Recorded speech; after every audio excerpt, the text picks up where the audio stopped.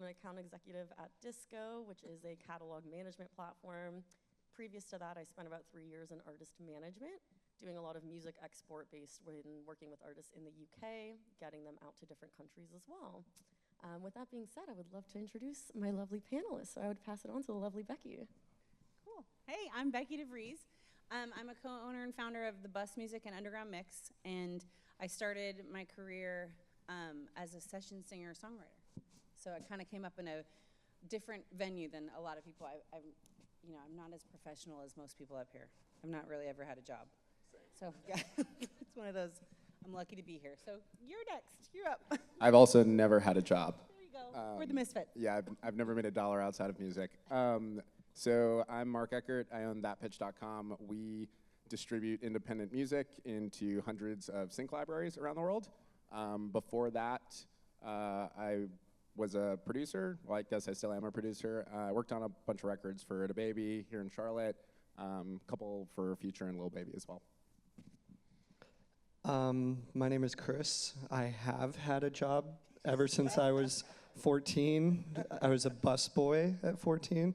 Then I joined a band off of Craigslist at 16. And then I started working at Atlantic Records at 21. I left Atlantic at 31. And then I've been at Prescription Songs publishing company based out of LA and Nashville, where I currently live, for the past 4 years. So the math there, I just turned 35. I'm a Virgo. We talked about this, so yeah. I'm a Pisces. If you see me crying later, don't get afraid. So today we're going to dive into some basics on publishing and the recorded side, what separates those two, just to kind of level set the groundwork into what publishing really is and how that fits into the sync world in terms of what you're pitching, what kind of information that you need to have ready to present yourself and your projects. And before we get started, I'd love to see just a show of hands. Who here is like on the label side? Okay, publishing side. Okay, right on. We're definitely gonna do a little 101 to kick off. What about like any managers? Promo? You an artist yourself? I'm like just for myself, but I am. With that being said, sounds like we have an eclectic mix of people in the room, so we'll definitely do some 101s and then feed in our own experience in this hectic world of publishing as well as sync and how you can really find your footing in the industry and present yourself in the best light as you get into pitching your music for sync. So to get started, don't want to oversimplify this or harp on this too much, but do any of you feel passionate about talking a little bit about the difference between the recorded side and the publishing side, or the publishing or label side of the industry? Screw it, I'll talk. Yeah, so the best way to, I think, to explain like publishing versus master, so the publishing side of a song is the patent over the song. It's like the blueprint, it's the design of it, okay? And then the master side is the product that is then made from the patent, okay? So think of it kind of like if you have a design over something, right? Like you have a patent, you've designed, I don't know, this thing, whatever. If a manufacturer then wants to go and print a bunch of these and then sell that, that's kind of the difference. So the patent is kind of sold to people, the publishing is sold to people that want to reproduce it, and that's kind of how the money's made on that side. And then the master side is like how the consumer enjoys it, if that makes any sense. That's a nice way to put it. You're welcome. Chris, for yourself, working on the A&R side of Prescription Songs, when we're thinking about publishing, knowing now we have our architecture kind of laid out, we're thinking lyrics, we're thinking composition for the actual song. I'd love to hear a little bit more about what kind of publishing deals are out there for some of the artists that we have in the room. Yeah, and I mean, I feel like in the world that we live in, there's so many variances to it these days, but I would say like the very common three you'll see are an admin deal, which would be more like you're kind of giving away less. It has a lot of these different ones have to do with like what your share is versus like what the partner's share is in exchange for the services that they're providing. And then there's a lot more complex terms after that, but it's the basic ones are admin deal, co-publishing deal, full publishing deal, and there are different terms and everything associated to each of those. Right on. So Becki, for yourself as an artist, as well as obviously running the Underground Mix, would love to hear a little bit about your experience or your community's experience working with some different types of publishers, if they've had admin deals, co-pub deals. What are some of the things you see in the industry here as well? Yeah, I've had all the deals. Not all great deals, you know what I'm saying?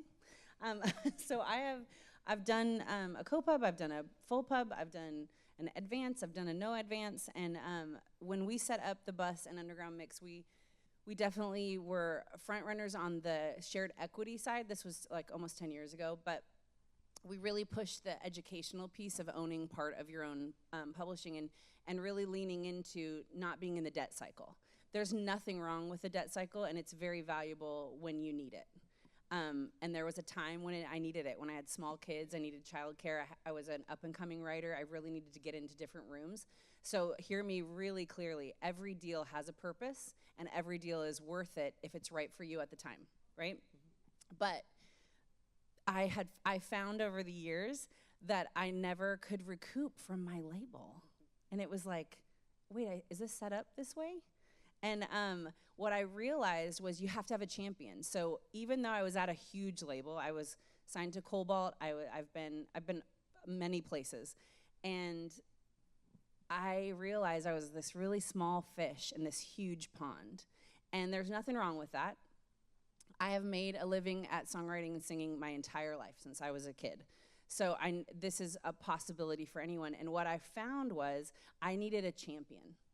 And you can find champions at the big labels. You can find champions at small labels. It just, who clicks with you? That's the most important part. So for me, it doesn't necessarily matter about the deal as much as it matters about the team. So I always worked with, luckily I have one of the greatest publishers on earth as my husband. So when I was not recouping, I was like, any chance you could help me? And he was like, yes, no problem. And he worked it out at his companies that he could always bump my stuff. We always did that with integrity, and he would pull me in on things, and then I would end up recouping. But it rarely was from my major, right? Because I was a small fish. As I got bigger and I got more success, then I started, obviously they took note of that. So from my perspective, it's all about the right deal, not a deal. Right? Because your situation's different than everybody, so you have to find what works for you, but you need to be smart about it too. I love that. I was going to add on to that. One of the best pieces of advice I got ever was the worst time to accept a pub deal is when you need a pub deal, because you're not going to get a really great rate. Yeah. And when you said champion, so a big thing that you'll find in contracts, if you can work it in, is called a key man. So a key man is, your advocate on the inside. So a lot of these organizations, whether it's a label or a publisher, or maybe it could even be a distributor that has kind of a percentage deal and they're working with a lot of larger artists, is if you don't have an advocate on the inside constantly trying to push you, you get what's called shelved. You're put on the shelf and everybody kind of forgets about you. So a lot of contracts, if you can, a lot of times people will send you a contract, and if it's your first time, that's really it's exciting, but it's really intimidating. And what I've seen is like artists are like, oh, like I don't want to say anything back, I'm scared. And so they'll sign it and they're locked. It's like the worst situation ever. So one of the most important things is, can you have a key man clause? If my person who is my advocate here, if they're fired, if they leave or whatever, I can then renegotiate my terms, because I've done so many deals with like either sync libraries or publishers or labels, and my person leaves and it's like, oh wait, can anybody answer me on like anything? You're like, please, anyone? For sure. So a fun one I wanted to pepper in here as we're kind of laying out the groundwork and heading into our conversation about sync is thinking about some of the trends that we're seeing in songwriting and publishing, just in the composition space as well. Is there anything any of you have seen that you feel like is starting to stand out right now as we head into the holiday season, for example, and into 2026, whether it's a favorite lyricist, any trends you're seeing as we're seeing more collaborators with K-pop, for example, bringing in that music export? would love to hear from you guys if there's anything top of mind. I would say international sounds in sync right now are really hot. So combining genres, but not the full genre, just sounds, right? So you're staying true to your artistry. I have found, and I don't want to say that this is blanket, but it's pretty close. Like, if you are, there was a season in sync where you could be 12 different artists. It was a very short season. Now sync is very, like, they want you to be the artist. They want you to embody that whole package. So at one point in my career, I had like 12 bands, 12 different names, and they were all viable. That was a very short-lived time, and I had to morph and go, wait, this is not what they want anymore, right? And you have to follow those trends. So right now, like, Afrobeats are huge, Bollywood is huge, that kind of stuff. If that's not you, be careful how you play in that field, because it will come across as not authentic, and that is always the first thing. The overarching theme of sync is authenticity. It gets a really funny name, and I hear a lot of hit songwriters come in thinking, well, I'm a hit songwriter, I can do this, and it's B-songs. Do you guys ever hear that? Yeah. It's always fun when they tell you it's just easy. I'm like, it's actually not, but okay. So for me, it's knowing how to collab in those trends and knowing how to serve that song and that session, right? So if Bollywood is not my thing, I'm gonna step out of the way and become the lyricist for that session because my sound or my vocal doesn't really work with that, right? And it's knowing your place and being okay with that because you're building your catalog from the artist's perspective, from the writer's perspective, from publishing. I can speak to that, but you guys can too, so go for it. Yeah, I mean, I feel like trends-wise, I feel like we're seeing a lot more interest in bands again, I think, overall. Indie sleaze, electronic influences, dance, and people really pushing the boundaries in that space, like a Fred again, who's like pulling from all of these different world sounds. Even in the keynote, they mentioned Ed Sheeran and tapping different types of producers and like themes on this new project and all this stuff. So it's like a lot of that globalization, K-pop Demon Hunters being like one of the #1 Netflix movie of all time currently. And that soundtrack, obviously. It's like, I feel like they've done so many different late nights with every version from like, I think it's the first time I've ever seen it where it was like songwriters who worked on it that were guests as well as the singers behind the vocal of it as guests. It's such a cool theme to be seeing right now. The biggest trend I'm seeing is probably if you follow the money in just business in general, in film in general, you can probably see what's incentivizing them and what's exciting them for the future. So a lot of times I just read business news or like film news or whatever. And big thing is a lot of technology companies, a lot of manufacturers, they seem to think that there's kind of like limited growth in the American market, and so they're expanding to other territories. And so what I've seen a lot, at least from my perspective, so again, from my perspective, that pitch we distribute into all these sync libraries. So I just get the data back from them. I just look at the data. I'm like, oh, that's interesting. But what I'm seeing is like kind of two mixes, stuff that would work here, but is kind of localized to a different market, and additionally stuff that worked for an older generation, but they're trying to get to a younger market. So you'll see like a lot of covers. I recently saw like, I think it was like a Vogue commercial, I might be wrong, some high fashion commercial, but it was a Norah Jones track, right? And if you're millennial or like Gen X or it's just like, oh my God, don't know why, it's so good. But they had, I don't know who they had do a cover of it, but it was clearly for like the Gen Z, Gen Alpha market. So you could see it's like, all right, for the price of one, we're gonna get 2 generations in this ad. They're both gonna resonate with it. And same thing, for the price of one, we can run this ad both in the States and this specific country. Honestly, that's making me think a lot about the new Gap campaign with Cat's Eye. Yeah. Have you guys seen that, where they cover the Missy Elliott track? Oh, if you haven't, please watch it. Watch it. You will like be banging to Cat's Eye afterward. I promise. Same with K-pop Demon Hunters. Please watch that if you haven't. All right, I'm gonna get back on track here. Just fangirling. So thinking about this Gap ad, some of the ads that you guys might be seeing today as well, I think this is a perfect segue into doing a little chat about sync, how we as publishing, can think about the lyrics that we're presenting, the beats that we're making, and how that ultimately gets presented to music supervisors, who are the folks at the end of the day that are helping these directors, ad agencies, and different clients finalize what track is going to go into their moving media. So sync is called synchronization because we're synchronizing a moving picture to audio. I don't know if this is dating myself, but I remember being like 13, getting my first phone, and like Shazam had just come out, and I totally was that girl that was like, every Jeep commercial, every Nissan commercial I was Shazamming, because I was like, what is this sick band? And found folks like AWOL Nation, for example, way back when. So Sale was on everything for like 2 years. and then I saw them in Sale concert, and and Passion Pit. Passion Pit had every Target commercial. Sale had everybody else.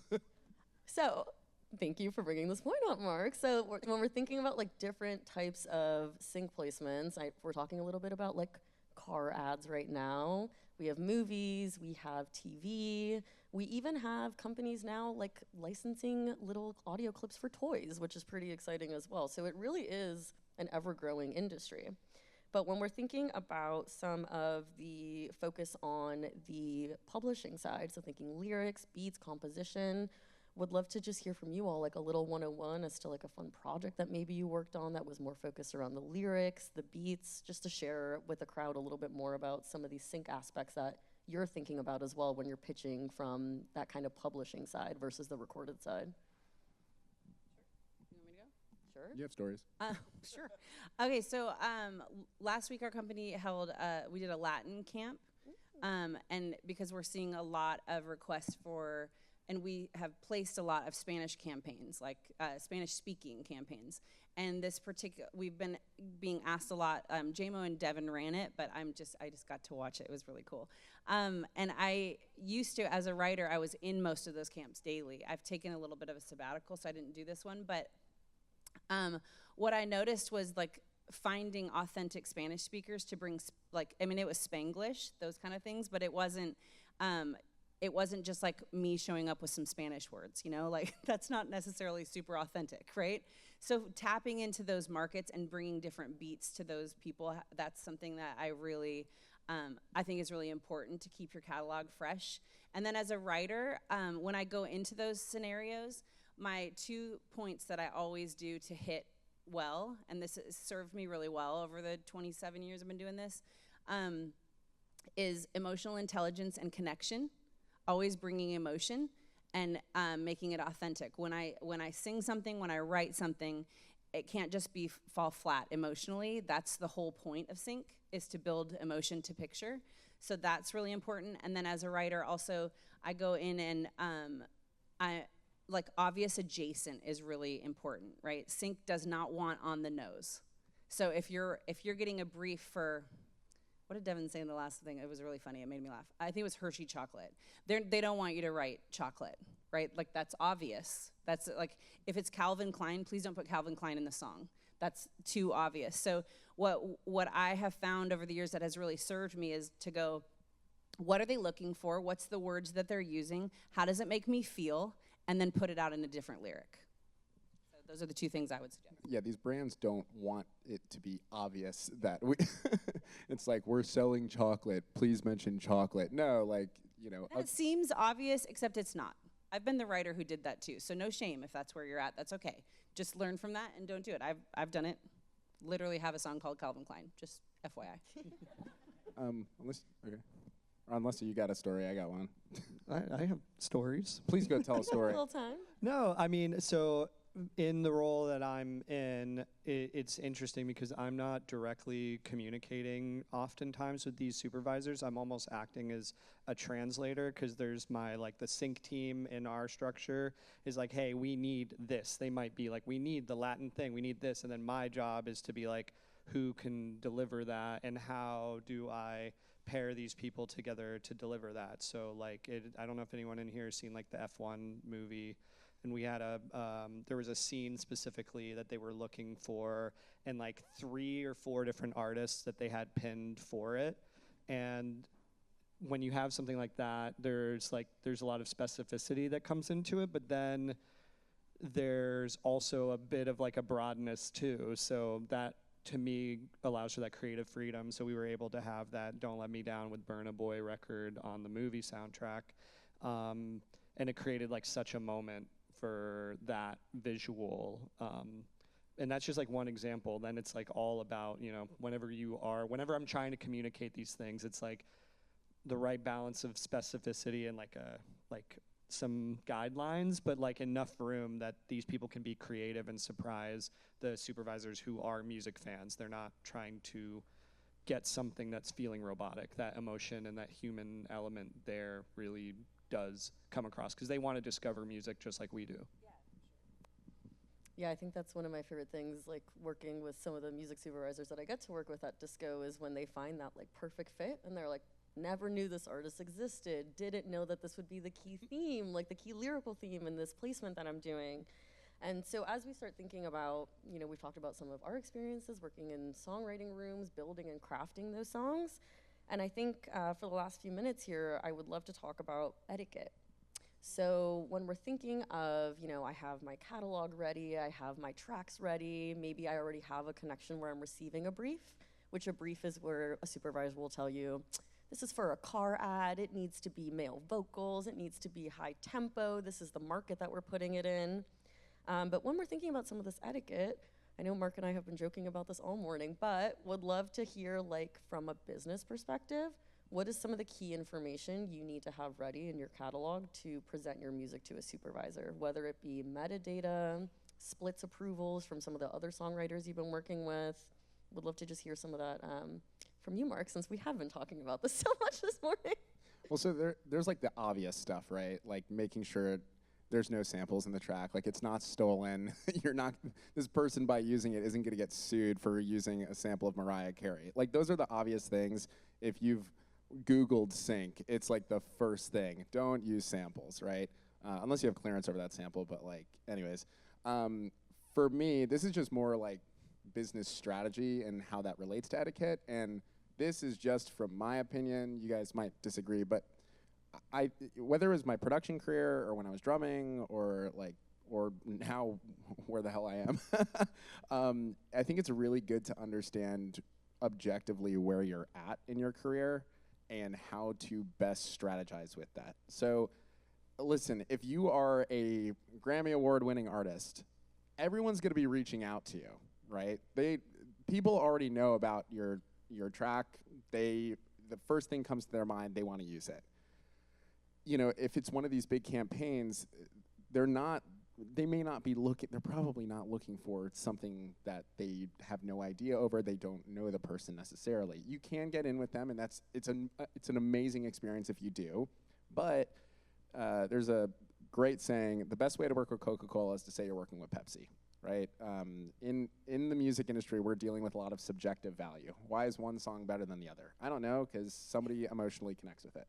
So I always, no matter where I'm at with my career, I always try to see how can I leverage what I'm doing right now to make the next step really, really, really easy.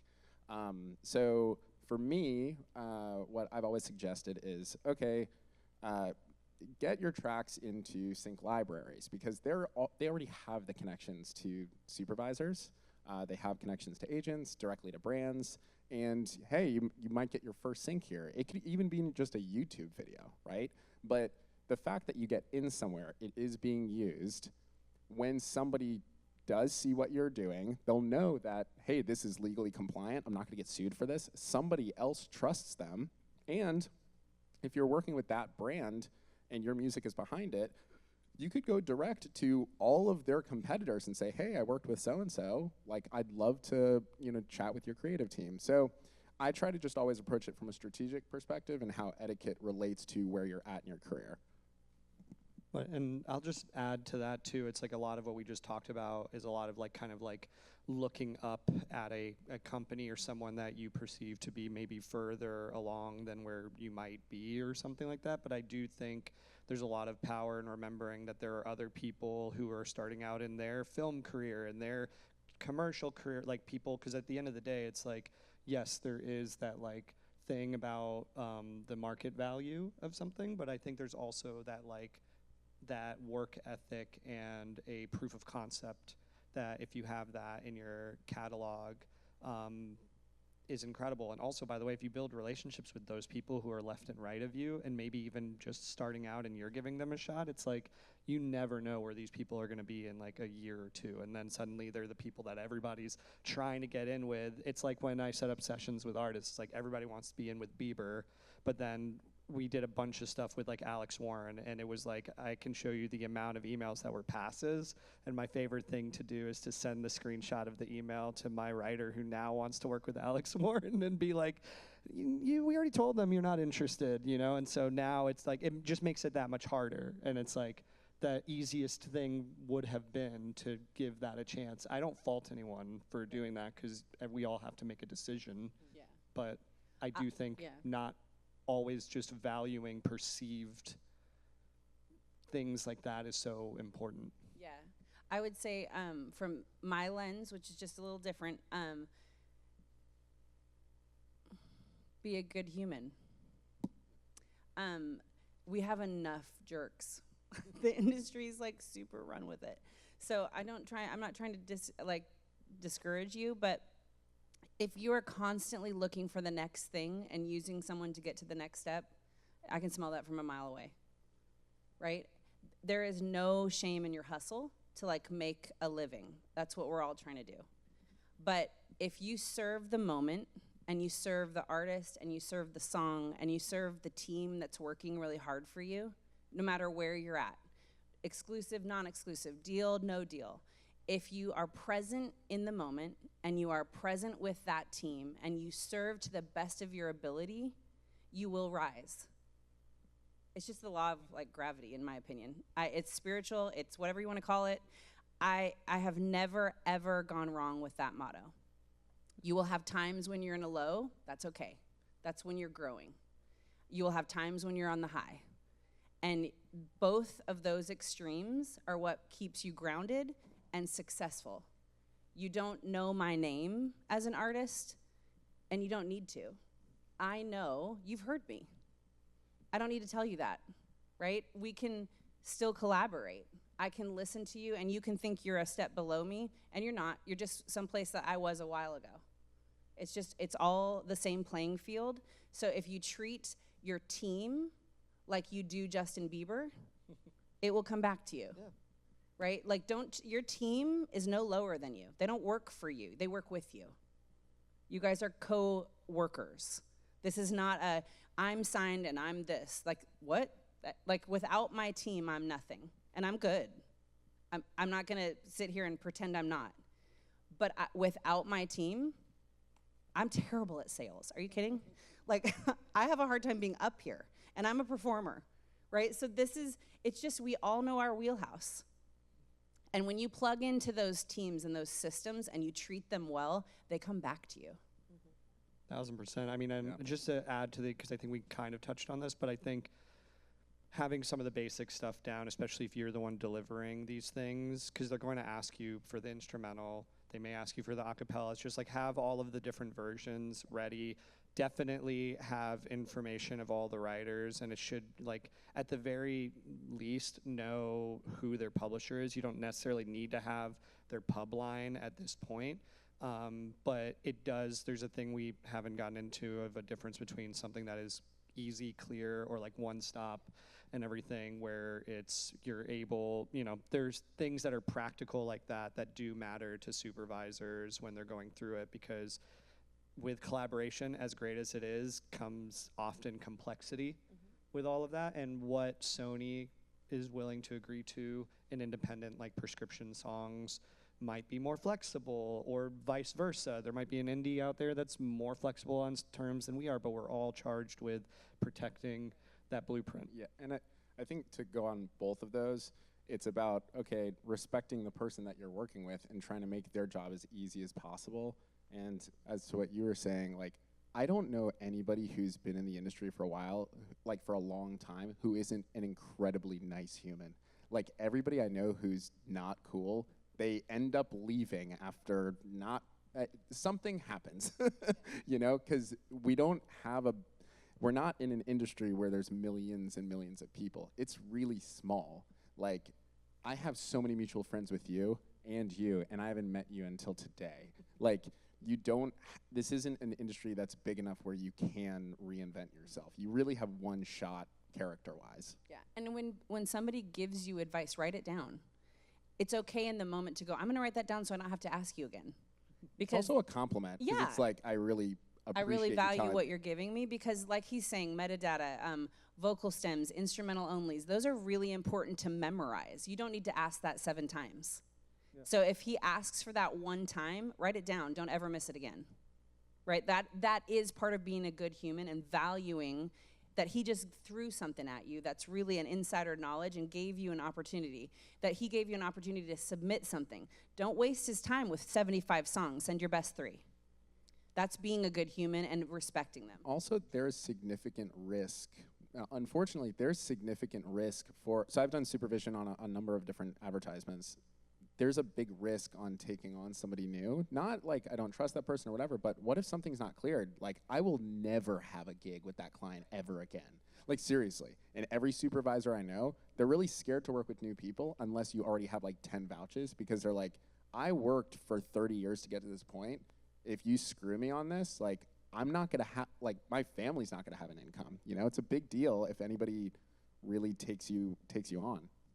For sure, and I think also being mindful of supervisors' time as well. If you start that relationship, you know, if they send out a brief and they're like, hey, I'm looking for a classic country song that's really bluesy and whatever, and that's not your genre, you can tell them, I don't have something to offer you at this time, because that's gonna leave a better impression on them that you're a trusted business partner, and also valuing their time and respecting their time as well. Because they got hundreds of songs they gotta listen to, find the rights for, have those conversations to clear that, to then be able to funnel up to that director for them to decide what's actually getting placed. But it does bring up a good point of, like, I think nuance is so important in emails and text conversations and stuff like that. And a lot of people, all of us in this room, have people that need things from us on a daily basis, and we all have to prioritize based on, are they already signed to us? Do we have a vested interest in who this is, or et cetera, et cetera? Like, you can ask for something, like, I think changing something from, like, I need you to do something to, like, I am giving you something, like, is a gift. I'm grateful when somebody shares music with me, and that's it. They're not like, here's my music, give me a publishing deal, versus, hey, I made something that I think is great. It's effectively could accomplish the same thing, but one is positioned as something, you need something from me, and I have to now put this into the order of everyone else that needs something from me, versus, oh, wow, this person just believes in them, they were short, they gave me something to listen to, like that, but that's like, that's me personally. Same goes for feedback, right? If they love your song, they're gonna hit you up, right? And if they don't, it doesn't mean they don't like you. They're just busy. Like, every single person in the industry that is signing someone or working catalog, we got a lot to work, right? And to be people of integrity, I need to focus on the stuff I've committed to. That doesn't mean I'm not open to new, right? But you wouldn't want to be signed to me and me over here with 12 people I didn't sign working them harder than you, right? That wouldn't work. So that's the same type of thing. So if someone gives you the opportunity to submit something, you know, be kind, like he's saying, and without the ask of something in return, and be free with it. They may not answer for a while. It may not fit right now. That's the beauty of sync, is I constantly write stuff that I have to leave, because I typically write 4 to 5 years ahead of when it's coming. I don't know why. That's just how I've landed. And I, a long time ago, had to learn, I'm not the hot writer right this second. That's not what I do. And I'm okay with that, because I make a living, right? So I learned sending it in, I wasn't always gonna get a response. But then they would dig through my catalog and go, hey, we landed this, right? And I'd be like, thanks, you guys are awesome. You know, that's that whole gratitude exchange, that energy exchange with music, is being grateful and also humble enough to know that everybody's working really hard. And someone said polite persistence yesterday, because I do, you know, because you hear something one time doesn't mean that it, like, sticks. So Travis Terrell, if you guys know Soundstripe, so Travis, their founder, is a really, really good buddy of mine, and he said to me, like, look, everybody in the industry wants to work with their friends, and it can be really awkward to bring up something business related, because you don't want them to think you're using them, but you really, like, want to know something. So it was a really great framework, and I've used this for years. Just tell somebody if your friend hat is on or your business hat is on. Just be like, hey man, listen, we're homies, but I really want to know about this thing. I'm going to put my business hat on for this conversation, and whatever we say under the business hat does not affect our friendship. You can tell me to screw off. Like, it's all good. You can tell me to go away. But I just really want to know this thing. Is it okay if I put my business hat on for a second? And that way you're kind of setting the precedent that, like, hey man, I'm not using you. I wasn't trying to coerce you to get lunch so I could, like, pick your brain or get a deal from you. But, like, I really want to learn this. And it's just, it's so honest, and it makes people comfortable. Oh, you guys have given such good advice. I feel like I've learned stuff today too, so hopefully you all have as well.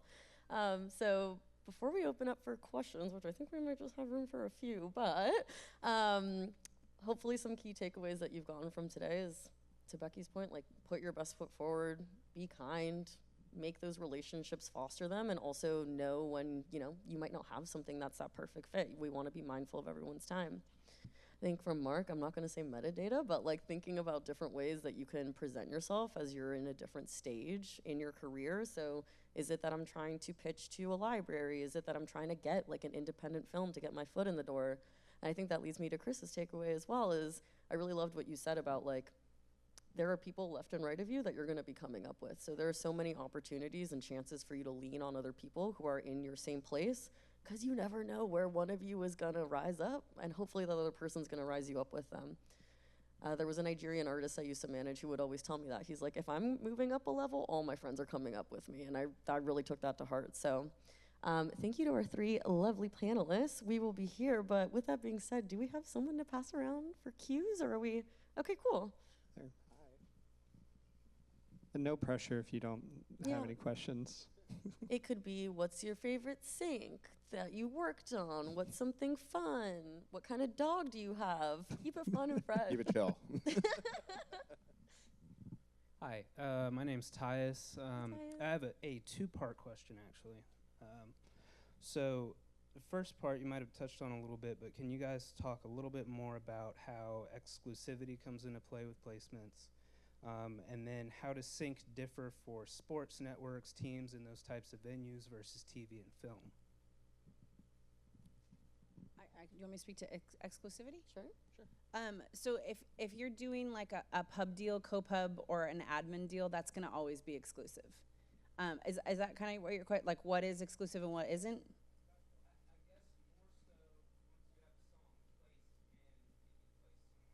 Just, it depends on the deal. So yeah, so if you're in a co-pub, admin, or a full